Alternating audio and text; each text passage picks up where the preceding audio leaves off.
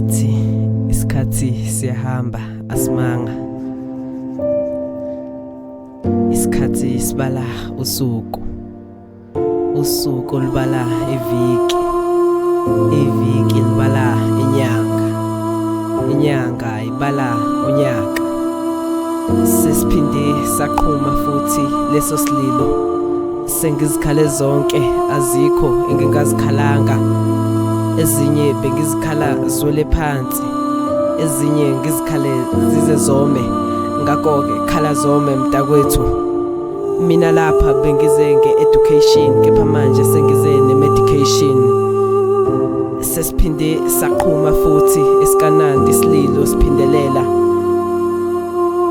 Mina nawe kufa silwa eyamadoda angene ayipheli.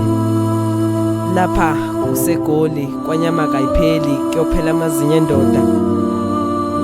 Kuye kuthiwe luyafana uphawu lokubingelela nelokuvalelisa.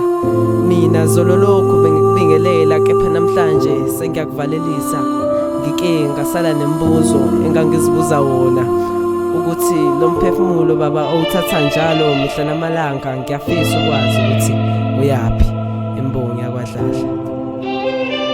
Ngime ocingweni, ngimcinga ocingweni.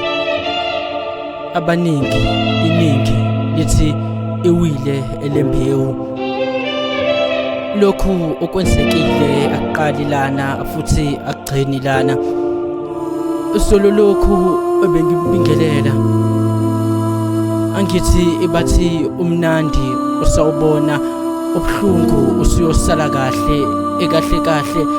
Ebekumnandi isijiva esishaya umlando, kepha namhlanje esekuwumlando walentukazi evesane eyashiya anezinhliziyo ezibuhlungu. Ngakho-ke ngithi emkhululweni ahambe ngokuthula esiyobonana akwelizayo. Angithi wena baba ufike udale bese uyathatha, kanti wena uthatha abanjani uyeke abanjani. Okubuhlungu uthatha laba esibathandayo. Uyazi ngizwa isililo okubangani abomndeni kanye nalaba kade ebemthanda. Uyazi ngizwa isililo ukumuntu owesifazane okuyena owaletha ukuphila ekuphileni. Ngakho-ke lana-ke ekusemhlabeni, lo mhlaba uyahlaba unameva. Ngithi isiyobonana kahle, isiyobonana endlini yakho eyokugcina.